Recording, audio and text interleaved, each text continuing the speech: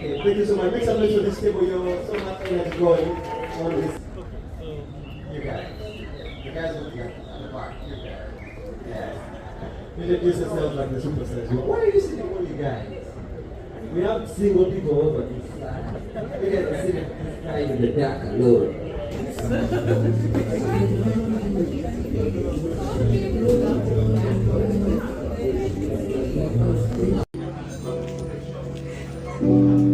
You're alone in this world. No one told you. Struggled through womb doors only. They didn't revolve.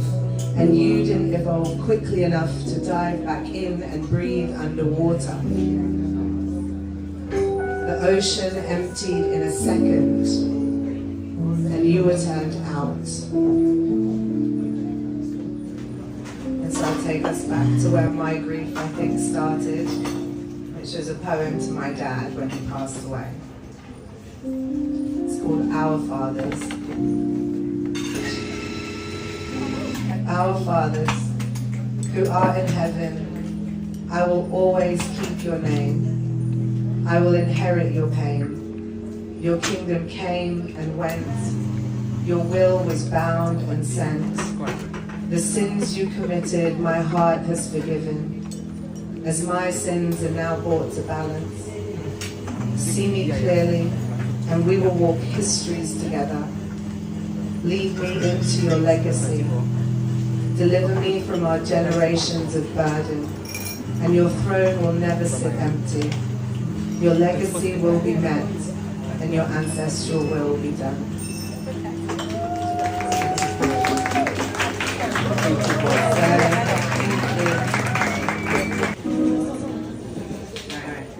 So expressions of grief 11. Grief speaks in fragments. Poetry weaves it together. Where language breaks, a poem holds space. Not to fix, just to witness. Grief has a rhythm, a breath that catches, a line that cuts at the throat. Poetry gives it shape. Not to explain, but to unfold. A kiss remembered, a silence screamed, a prayer whispered, not to move on but to move with, a capsule, forever floating, a place to re-meet or simply leave behind. And somehow everything must come and go. Nature and nurture taught me so. We walked on leaves, cold and wet, dead in their beds, yet nothing was said. So the first one is called Time versus Chaos. Time, they say, is money. But whose money? Who cracked the hourglass, spilling freedom like sand into another man's hands? He wears a top hat now, this tyrant god of ticking things. Gold chain draped around a waistcoat, dragging souls into his monopoly. I can't put something else. That's the most positive way I've ever put it. So like, put that on the motivational, speaker. But yeah, so this is about Ayapapa, which is that crater lake, the mystic. I wanted to cry. The sky cried for me. I wanted to melt. The sun kissed my body until I was radiant. I wanted to drown. The lake swallowed me into her depths, cushioned wetness into the core of her, the mystic. We wove webs of armor around my fragile heart, and she threw me back to shore. She filled my lungs, and she spilled from my eyes. So yeah, that's Ayapapa the mystic. My observation of being a person of color, a person of the diaspora, someone whose parents never went anywhere except here before they did. We're the first ones to walk around the world. So here's what I got from that. The poem is called Here, There and Everywhere. You came with calloused hands and quiet mouths, feet blistered from the walk between borders, left the soil that nurtured your frame for a wage of freedom on your kin's names.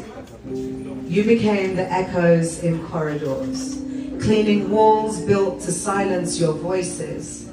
Vessels of labor, you turned your bodies into bridges so that others could create new horizons and dock on golden shores.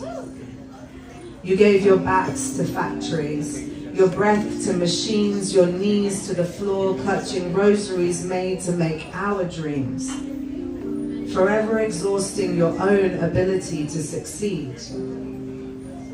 Nonetheless, you sang to us, carving lullabies from your grief, entrancing us with languages we were forced to forget and never to speak. Your revolt turned to poetry, embedding your ancestry without apology. Determined, you cooked with ankles that ached. You stirred history into pots, braised survival into broths, seasoned stews with memory. You turned scarcity into community. Passed down spice blends like scripture, each pinch a poem's verse, each simmer a language we could taste despite tongues that could no longer converse. You wrapped histories in banana leaves, frying joy into golden discs. You fed us the homelands, mapping the wealth of your childhood into our taste buds, your resistance to conformity, and a slight against their mockery. Your recipes of revolution never faltered. Even when you stood at the gates of progress, built by hands just like yours, bent and broken with burdens, you fought their wars for our cause, building your way from tithes of blood and autonomy so that we can sit uniformly behind desks, soaking in textbooks that omit you from their histories in return for a chance to grasp a fraction of the power that they held over you. Our gowns, our caps, a trinket of a balm on your clotted sores, seeking to name the pain you've carried without complaint. You could not always say where you came from, language worn thin by colonial teeth, but you could fry it, ferment it, and flavor it in vernacular served on a hot plate to remind us we come from somewhere. Outcast catalysts, you bore shame like a second skin, but in kitchens and over combs, you made altars of the ordinary. When in lands that refused to honor your journey, you wove it into ritual, the oiling of scalps, the grinding of seeds, the silence at dawn before the pot boils over. In these, you retold our histories. With your hands. Come on. I wanted to end with some gratitude for some, Yeah, she's a T-Rex of poetry, and I'm telling you, if you're looking for words of wisdom, she's the fountain of wisdom. Reach out, let her give you some, but you've been a good audience as well. Make some noise for yourself. Thank you so much for coming out in big numbers. I think we've come to the end of the show. I want to take... Yeah, you're the cameraman, you're the cameraman. You go to the cameraman, I do my thing.